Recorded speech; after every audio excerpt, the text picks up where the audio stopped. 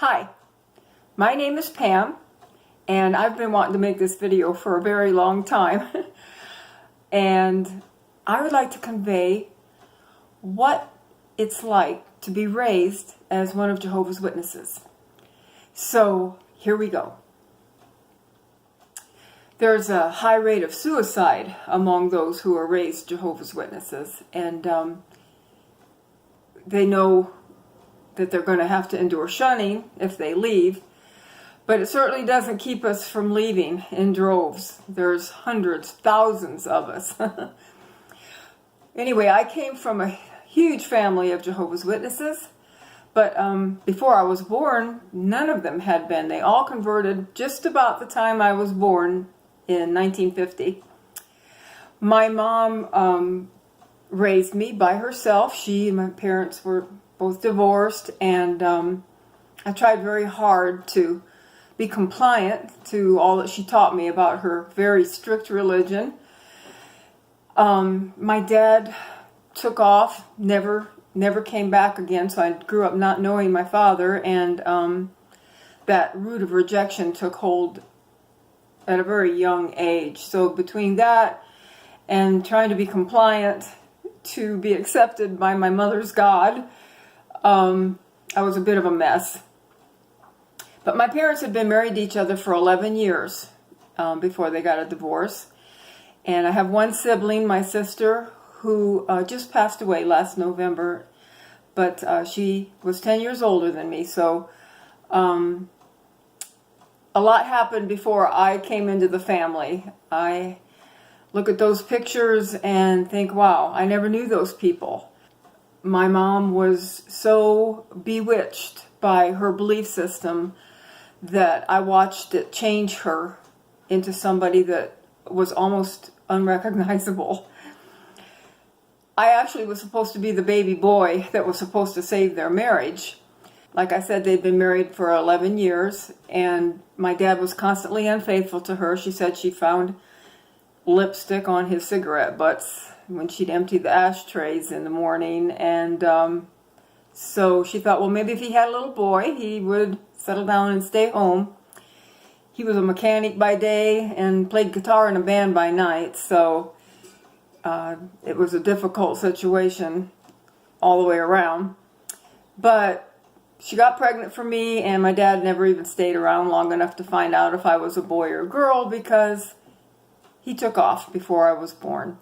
So I wouldn't have saved the marriage. I was told that my dad nicknamed my sister Rat Face. I knew very little about my dad, but I don't think my sister's life with him was that great. So my sister got married when I was only 6 years old, and so being raised in a very manipulative belief system alone by a divorced mom, I was very easy prey for the indoctrination. I mean, I really didn't have a whole lot of insight into the world around me. I was very brainwashed. Thankfully, my aunt and uncle and cousin lived right next door, and so I did have my cousin Cindy as a best friend, and she and I were more like sisters than cousins, and we grew pretty much up together like sisters. I'd always wondered about my dad, why he never came back. When my mom went to court for the divorce, his lawyer told her that my dad had said that I wasn't his child, and that about did my mom in. So you can imagine how hard that was for her. But she, with a 10-year-old daughter and a brand new baby, had to go out and get a job for the first time. And when I was 3 years old, I remember that my mom got remarried to a guy she worked with, but that it only lasted 6 months because she caught him being intimate with a man. And so my poor mom was easy prey by that time for the love bombing tactics of her sister's newfound religion. My mom is one of 8 children. She was the last one to cave in and become one of Jehovah's Witnesses. My Aunt Violet was first, I think. She started studying with them. And then one by one, all of the sisters and even one brother and his wife all became Jehovah's Witnesses and were baptized and were staunch Jehovah's Witnesses. My life growing up was going to assemblies with my mom's sisters. So anyway, my mom always said just because her sister Violet went crazy didn't mean that she was going to until the second divorce. And by then, she was a mess. She even underwent shock treatments to try to numb the pain of what she had gone through with that second marriage. So yeah, Kenny was really jealous, crazy jealous while they were married. And my mom took all of the photos out of her photo album. The photo album that I grew up with was this little black book with very few pictures in it, and you could see where they'd all been torn out. So I never had a picture of my dad while I grew up. He was this big, huge mystery to me. But thankfully, my mom hadn't sold our home. When she married Kenny, we moved to Canada when I was 3 years old, and 6 months later we moved right back and right into the house that her and my dad had bought originally, and that's where I grew up, in that same house, my whole life. Yeah, my mom took nerve pills for the whole rest of her life after that ordeal, even after she became Jehovah's Witness, and she never married again and lived on nerve pills. Being Jehovah's Witness means that you're not allowed to celebrate anything. Most people know that. No Christmas, no birthdays, no Easter, no Halloween, 4th of July, you name it. The only thing we celebrated was the death of Jesus once a year. Not his resurrection, just his death. It was very doomsday focused. The literature that I grew up with was very scary, and death was talked about in front of me a lot. When I was around 5 years old, a friend of ours had a house fire, and their little girl died in it. And she had been a very close friend of mine. And we used to play together. And then one day there I was, and they were Jehovah's Witnesses. And I was standing over her casket looking at her, and she wasn't moving, and it just terrified me. And the fear of death just sort of took over my psyche from that day on. And of course they had taught us that we had no spirit, so I believed that when we died we just ceased to exist. I was also taught that if I was disloyal to God or his organization in any way, that he would destroy me.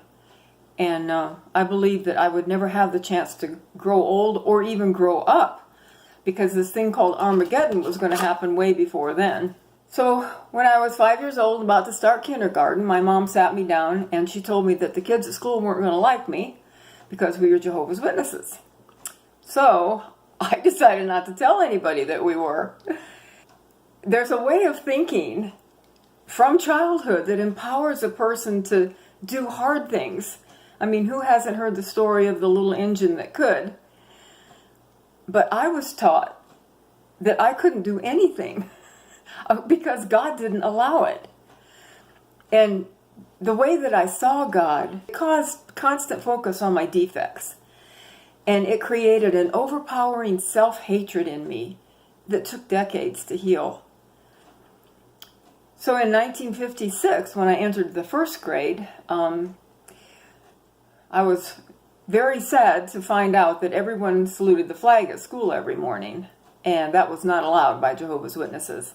So of course I didn't want anybody to think me strange for not participating, so I told my mom if I didn't do it that this teacher would make me stay over after school, hoping she'd say, all right, you don't have to do it then, but that didn't happen. She sent some kind of a Jehovah's Witness publication with me. I didn't even know it. It was in a brown bag.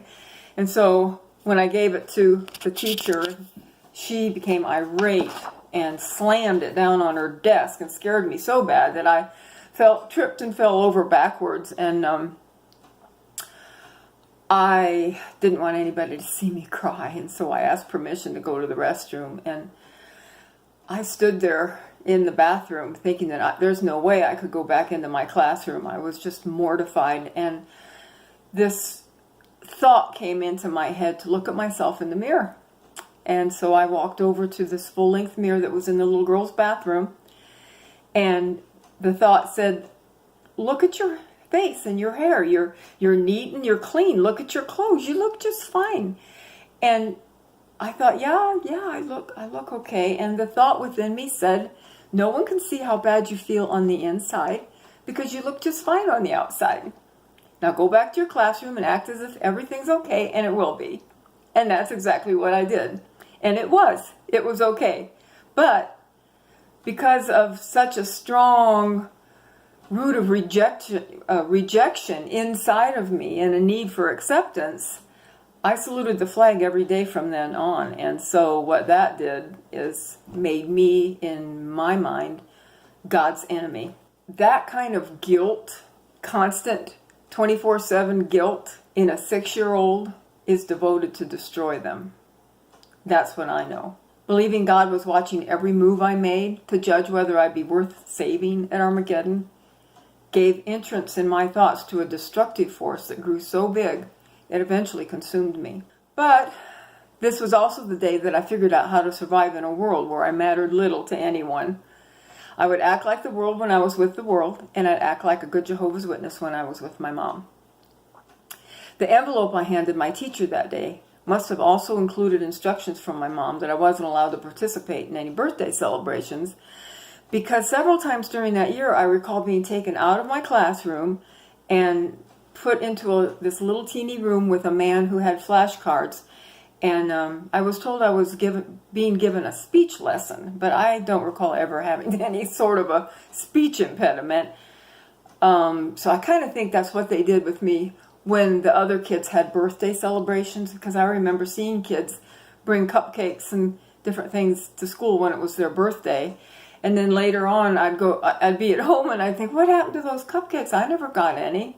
The way I look at it, my teacher arranging that for me to be taken out of the classroom like that was quite compassionate. Way more compassionate than the demanding God of my mother's religion ever was. Once I learned how to read, I noticed this plaque on my mom's bedroom wall, and it was John 3:16. I felt a spark of hope every time I read it. So I finally asked my mom what it meant, and she said, I need to take that down. It isn't true. So I had been reading it and hoping it might be true for weeks by then. All hope went right out the window as soon as I got her answer. The feelings of guilt and fear and rejection, lack of love or attention were so constant that I began having all kinds of nervous habits. I jerked in my body, which I still do. I had irrational fear. I was tormented by nightmares of packs of wolves trying to break in and devour me nearly every night. And no matter how much I begged her, my mom would not let me sleep in her room with her. I had to stay in my own room. Eventually, I had anxiety attacks even during the day, and I'd scream and run to hang on to my mom if she just got 3 or 4 feet away from me. She hated it too. She'd scold me and tell me to just stop it. I was taken to 5 religious meetings a week in a building with no windows, made to sit still for hours, facilitating rigid mind control. I was never allowed to take part in any activities at school. No Girl Scouts, no school programs, no sports, nothing. Whenever I begged my mom to maybe be able to take music lessons or baton twirling lessons or anything like that, she'd say we couldn't afford it. My mom spent her 1 day a week off, methodically teaching me from the Watchtower's literature how I was expected to walk and talk and obey God. And the weight of it all made me wish I'd never been born. My mom never pursued having our dad arrested, even though he never paid any child support for neither my sister or me, which really confused me because my mom was so relentless in her rule over us, and yet she let him off the hook completely, which I found out why later, and I'll get to that. But I watched her struggle to make ends meet. I mean, she made like $44 a week that we had to live on. And I'd say, why don't you have him arrested? And she'd always have 10 reasons why she couldn't. Being Jehovah's Witness has completely engulfed our lives. My mom scrimped and saved all year long just to spend her vacations going to the assemblies. And she went places like New York City and Milwaukee. A couple times I got to go with her. It wasn't any fun. I shouldn't say got to go with her. We went to all the circuit assemblies. They were several times a year in various towns close to us. And it just meant sitting in large meetings for hours on end with no children's programs whatsoever.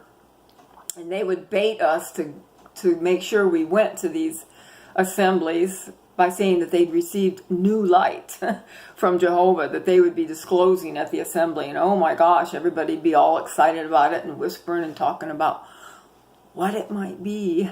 Our lives were so extremely difficult that we really hoped that Armageddon came pretty soon because we were so tired.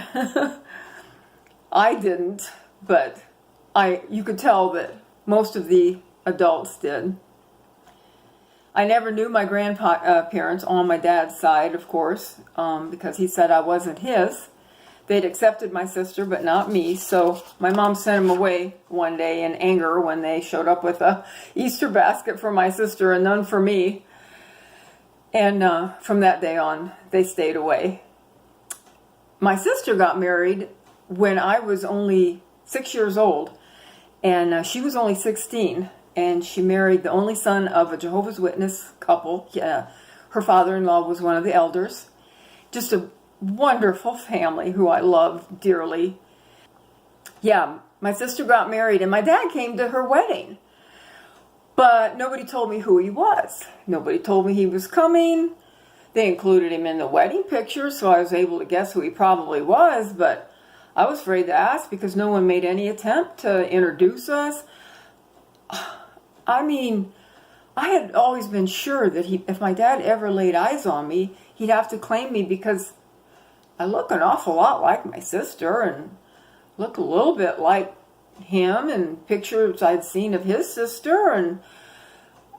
But this day, I mean, I tried so hard all day to get him to look at me. I kept looking at him and smiling at him, and I mean, he wouldn't even look at me. And it changed my life. I was no longer able to believe that if my dad saw me again, he'd claim me. And that had been the light in my life. That was the only thing that kind of kept me normal. And it ended. And I buried the memory of it so deep that I completely forgot about it. I've told everyone that I never met my dad till I was 21 years old, and then I came across those wedding pictures, and I thought, oh, that's right. I didn't meet him that day, but I did at least see him. But thanks to a need to be judged faithful by her congregation's overseers, my mom came to treat me and my sister pretty much more like her charge than her daughters, which my sister's husband didn't take too well. He would scold my mom to get off of my sister's back. But she believed she had to answer for how we looked and how we walked and how we talked. And I mean, she openly rebuked everything we did and said, from the words we spoke to how much we weighed, to how our hair looked. We were monitored every second of every day. And it made me a bit of a misfit. So years later, when I became a birthday party clown after leaving the cult, I named myself Misfit. They taught me also that we were born into the earthly slave class, which God had predetermined from birth. We didn't have any choice in what class we were part of. We literally referred to ourselves as the slave class, which I didn't realize at all growing up, but it's nothing in the world but caste system. I was reading my encyclopedia one day. I think I was so starved for information, true good knowledge and information as a kid, that one of my favorite things to do today is read my Funk and Wagnall encyclopedia, but I was reading about the caste system one day, and it says that Buddhism actually burst from within the caste system in protest of the intolerable bondage of it. And it was rendered secure by the claim of divine revelation. And that is the same claim to fame that I was taught that the governing body of Jehovah's Witnesses had. We were told they were God's only channel of communication to today's world. And we, the slave class, were to follow their dictates without question. And because I was taught that their organization is a theocracy directed by God himself, I believe their rules outranked even the laws of the land. And because God had chosen the Watchtower Bible and Tract Society, which we called it back then, to replace Israel after rejecting them for their disobedience, it was okay to even lie if the situation called for it in order to protect Jehovah's organization. So this caused me to see God as kind of a gangster. Really and truly. I believe the nature of God was such that he'd destroy anyone serving in the military, anyone entering any religious building that was not a kingdom hall, anyone who accepted a blood transfusion or saluted the flag or voted or even standing when the national anthem was played. I already said we weren't allowed to celebrate any holidays because we were taught that the Jehovah's Witnesses God saw it as idolatry. Their version of God demands total allegiance, much harsher than even the Old Testament law did. I mean, at least the people back then could be sure of right standing with God for an entire year once they'd made their offering, sacrifice on the Day of Atonement. The God of the Jehovah's Witnesses never assures anyone of anything other than annihilation for disloyalty. It was a miserable, miserable life. I was told countless stories about how demons attacked people who weren't in the truth. We called it the truth, and it terrified me. Now, I actually know anybody who has a doomsday belief system and view of the nature of God that we did, that is what opens the door to demons, because they feed off of that kind of fear and stuff. But anyway, no surprise, I began to rebel against all the what I saw as unreasonable demands put on us. I mean, I'd go to school and see everybody else, how they were living. I'd look out the windows and watch everybody else going up and down the street and see how they were enjoying life. And I began to rebel. And one day my mom, out of frustration, she screamed that she regretted the day I was born. And I thought, wow, I know I'm sorry that I was ever born, but I sure never thought that she would ever tell me that she was too. And from that day on, fighting pretty much became a daily occurrence in our home. And I mean screaming, fighting, yelling. I was angry. And my mom was a strong-willed woman. But the rejection and the emotional neglect from both of my parents, really, along with the spiritual abuse, caused a rebel to emerge from what had been a very trusting and compliant child. To me, that's the biggest consequence of being raised as one of Jehovah's Witnesses. When I was still pretty young, I don't know, still in elementary school, my best friend and cousin, Cindy, who lived next door, moved away. Their whole family moved away to another city. Her mom had been my babysitter, and oh my gosh, I missed them terribly. My whole world just kept getting turned upside down, and I started having frequent stomach problems and self-hatred and terrible loneliness and hopelessness, and I would make up imaginary friends that I would talk to when I walked to school alone. I had to walk to school and back alone by myself every day.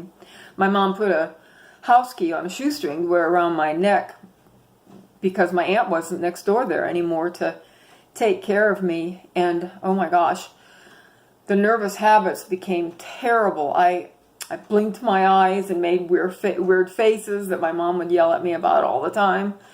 I rubbed the top of my head bald. She took me to a specialist to see what was wrong with me, and I couldn't tell her that I knew I had been doing it myself. I sat all day at school and pulled the hair out of my head. I remember doing it. And I would have to walk to where my mom worked every day when I got off school because there wasn't anybody to take care of me. So it was a long walk. But it became my downtime. The big mountains of snow turned into wilderness mountains in my mind. When I was walking home by myself from school one day, and anyway, I met Mary coming home from school one day, and she became my best friend. I mean, she was like a gift from heaven to me, and we were the exact same age. We were both in, I think, second grade, but different classes. We weren't in the same class, same school. She happened to be going through catechism. Her parents took her to the Lutheran church, and she happened to be going through catechism at just exactly this time. And so one day, just out of the blue, she says, "I want to teach you a song." And I said, "Okay." And she starts singing the Jesus Loves Me song.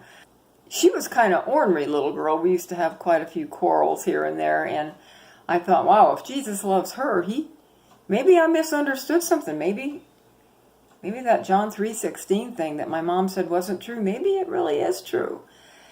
And so I was very careful to learn the whole song.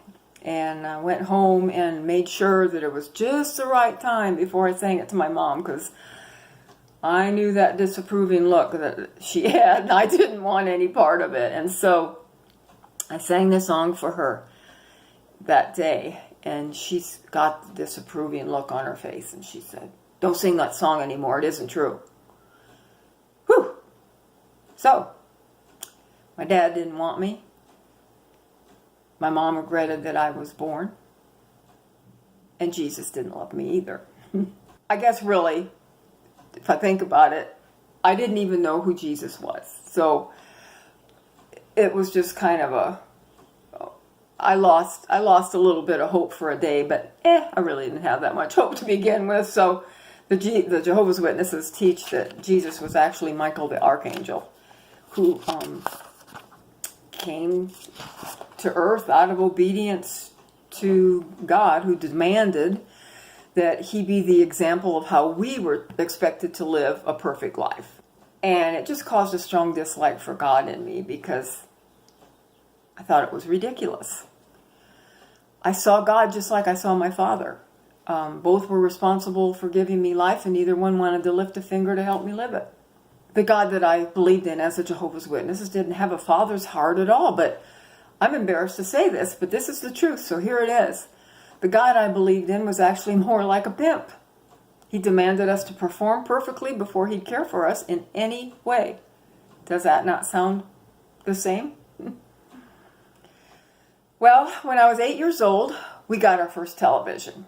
And oh my gosh, my favorite shows were Lassie and Father Knows Best and those kind of shows, because they helped me dream that one day I might be able to be one of those TV moms with an intact family. I mean, all I ever wanted was to grow up, get married, and have children who had an intact family, unlike me. I didn't want them to ever feel rejected or like a misfit, like I had felt. And today I'm really thankful for my mom, because she taught me how to cook and clean and pay bills and work hard. She made me want to stay pure. I'll never forget her telling me, boys don't marry bad girls. They like to look at them and go out with them and do what they want with them, but they don't want bad girls to be the mothers of their children. And I believed her. I mean, I had made up my mind that this girl was not going to be a bad girl. But if you know anything about human nature, you know that trying hard kind of sets you up for failure. So the rest of my story kind of goes downhill